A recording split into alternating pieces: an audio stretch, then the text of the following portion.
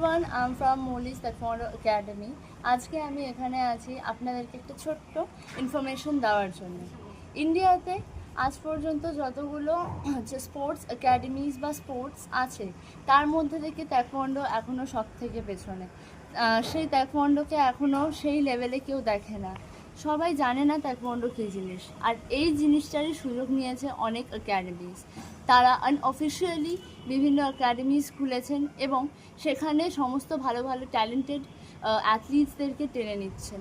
এর ফলে কী হচ্ছে, সেই অ্যাথলিটটা প্রথমত হচ্ছে অফিশিয়াল অ্যান্ড আনঅফিশিয়াল কী জিনিস সেটা জানতে পারছে না। দ্বিতীয়ত সেই কোচেসরা তাদেরকে বিভিন্ন কিছু বোঝাচ্ছেন, যার মাধ্যমে তারা একটা নির্দিষ্ট এরিয়ার মধ্যেই খেলছে এবং বুঝতে পারছে না যে অ্যাকচুয়াল প্লেয়িংটা কী হচ্ছে। তো আমি এখানে এটাই বলতে এসেছি যে ইন্ডিয়া তাইকোয়ান্ডোকে অলরেডি গভর্নমেন্ট রেকগনাইজ করে দিয়েছে। অর্থাৎ এইটা তাইকোয়ান্ডো, যে ইন্ডিয়া তাইকোয়ান্ডো আছে আইটি, সেটা ইন্ডিয়ার one and only official platform in taekwondo. আর আমি তাই পেরেন্টসদেরকে একটাই কথা বলছি যে আপনাদের বাচ্চাদেরকে যদি সঠিক শিক্ষা দিতে চান, তাই প্লিজ আপনারা আগে দেখে নেবেন যে যেই একাডেমিতে আপনারা দিচ্ছেন সেটা আদতেও অফিশিয়াল কি আনঅফিশিয়াল, এই জিনিসটা দেখবেন।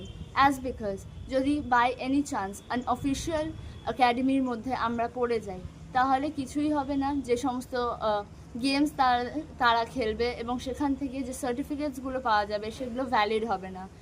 বিভিন্ন গভর্নমেন্ট জবস ইয়া ফির ডিফেন্সিয়াল জবসের জন্যে সেগুলো ভ্যালিড হবে না, তাদের কোনো ভ্যালিউ থাকবে না।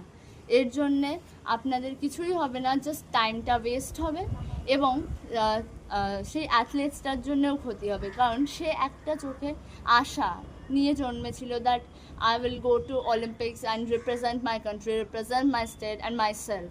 সেটা হবে না, সে করতে পারবে না, একটা নির্দিষ্ট এরিয়ার মধ্যে থাকবেন। That's why parents, I request you কি প্লিজ ভালো করে দেখুন কোথায় দিচ্ছেন নিজেদের বাচ্চাদেরকে। Thank you.